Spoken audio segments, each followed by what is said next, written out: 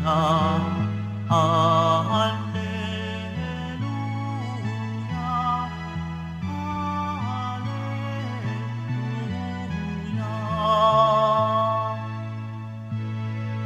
tao ay nabubuhay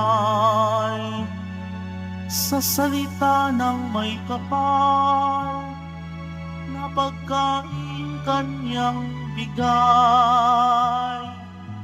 Alleluia, Alleluia, Alleluia, Alleluia.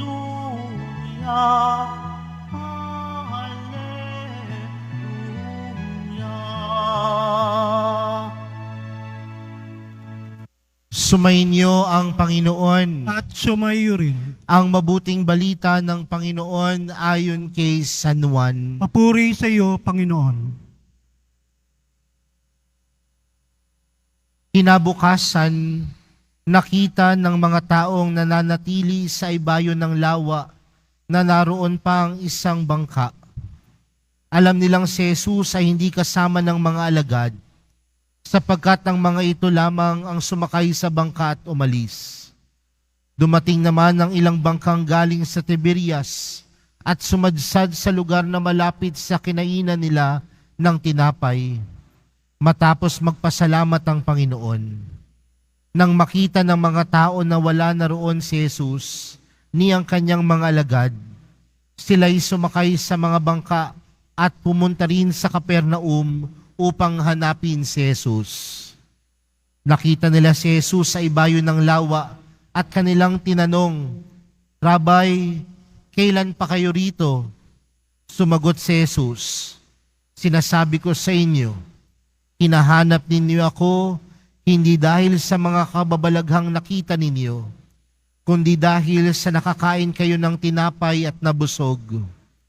Gumawa kayo hindi upang magkaroon ng pagkaing nasisira, kundi upang magkaroon ng pagkaing hindi nasisira at nagbibigay ng buhay na walang hanggan. Ibibigay ito sa inyo ng Anak ng Tao, sapagkat siya ang binigyan ng kapangyarihan ng Diyos Ama." Kaya't siya'y tinanong nila, "Ano po ang dapat naming gawin upang aming maganap ang kalooban ng Diyos?" Ito ang ipagagawa sa inyo ng Diyos.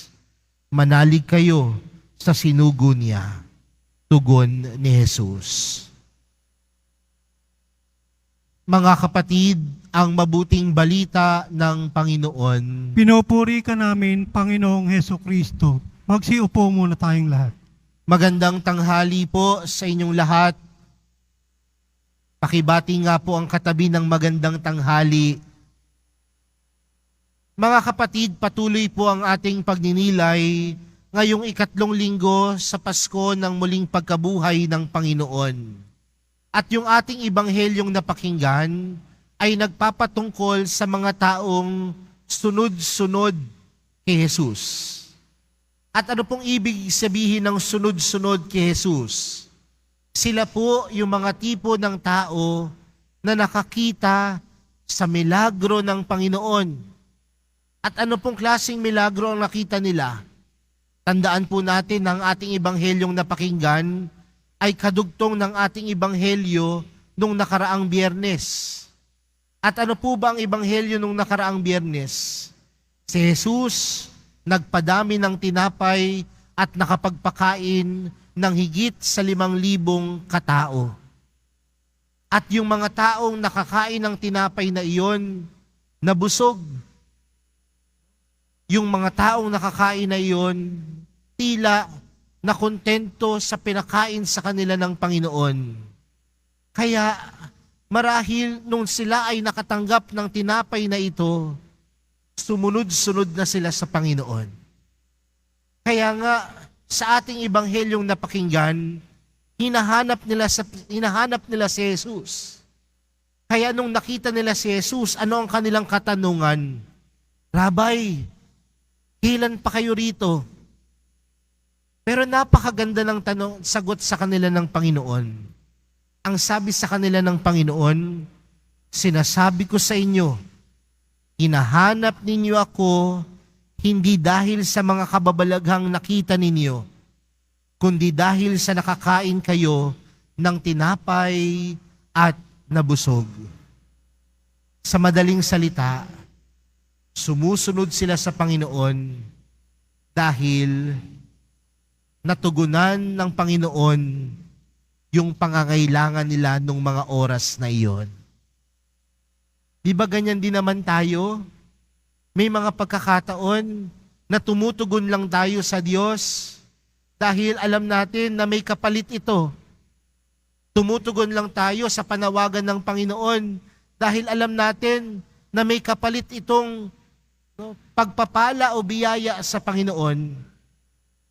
Pero hindi natin nakikita ang tunay na dahilan kung bakit tayo tumutugon at sumusunod sa Panginoon. Sumusunod tayo mga kapatid kay Jesus, hindi dahil lamang sa pagpapalang kayang ipagkaloob, bagkus susunod tayo sa Panginoon dahil sa awa, sa pag-ibig na kaya niyang ipagkaloob sa atin. Huwag lang tayong sumunod kasi may nakukuha tayo kay Jesus. Huwag lang tayong magsimba dahil may makukuha tayong biyaya o pagpapala o gantimpala.